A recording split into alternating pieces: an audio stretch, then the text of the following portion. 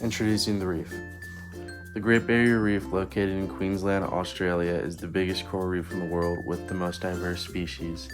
The Great Barrier Reef's temperature averages a nice 75 to 85 degrees year-round, with a tropical climate where precipitation being in the summer, the wet season. The biotic factors in the reef range from microscopic algae to large predators such as clownfish, sea anemone, whale sharks, sea turtles, and dugongs. Abiotic factors in the reef consist of sunlight, water temperature, salinity quality, etc. Explaining the reef. In the food web, you can see how there's an order that consists of consumers and producers. The producers get eaten by the primary consumer is eaten by the secondary consumer, and the secondary is eaten by the tertiary consumer, in a cycle with each species being important. If a certain species decreases in their population, it has direct impacts on the other species. The energy pyramid shows the representation of energy within the trophic levels of the ecosystem. The bottom level is the producer, which contains the largest level of energy. The second level shows the primary consumer with the second largest energy, and the top being the tertiary consumer with the smallest amount of energy. Species interaction in the coral reef ecosystem is very varied, with a couple examples being the symbiosis relationship between clownfish and sea anemone, where the anemone offers protection to the clownfish. In return, it is cleaned and given nutrients by the clownfish, which displays mutualism. The sponges and corals of the reef fight for space, territory, and food, showing a competitive relationship, and an example of a predator-prey relationship is stingrays and mollusks. If there were no mollusks, the stingrays would die. Human harmful impacts. Human activities in the reef can lead to negative impacts in the ecosystem, such as pollution of harmful trash and chemicals, potentially hurting some species in the reef itself.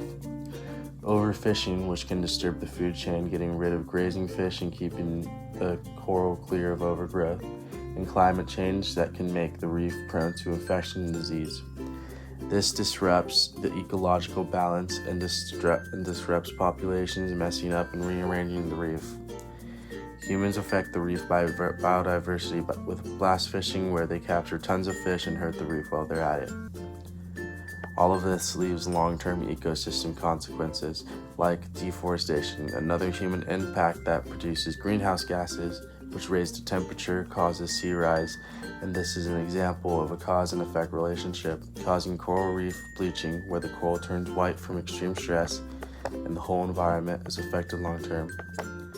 This graph shows the rise of harmful chemicals in the reef and the rise of coral bleaching.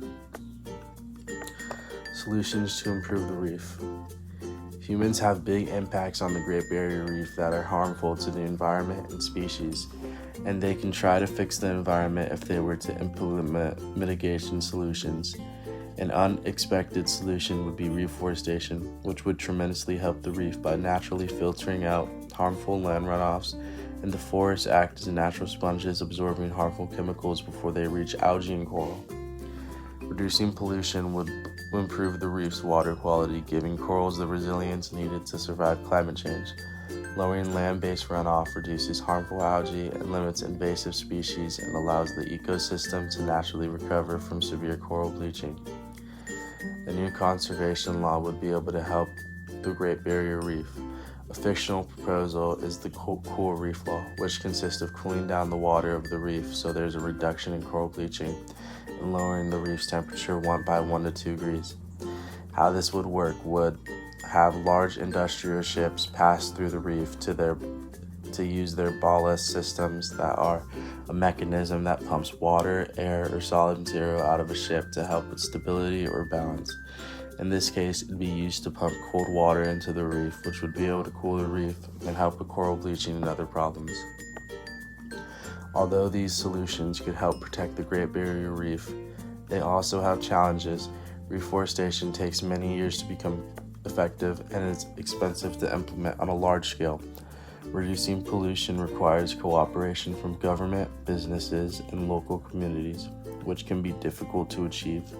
The Cool Reef Law could be costly, difficult to enforce, and could potentially introduce invasive species or other environmental risks.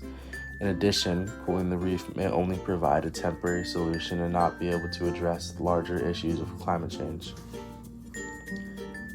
Can humans and nature coexist? Half of the Great Barrier Reef is already dead and it can't be brought back easily. It'll take many years to be restored, but acts have already been made to help restore the reef, like the 2050 Great Barrier Reef Plan, which will improve the reef's health by 2050. That consists of limiting the impacts of climate change, reducing the impacts from land-based runoff activities, and reducing the impacts from water-based activities. Humans and ecosystems can sustainably coexist if people decide to start caring about the reef in a long-term way, and this would allow for people and nature to coexist.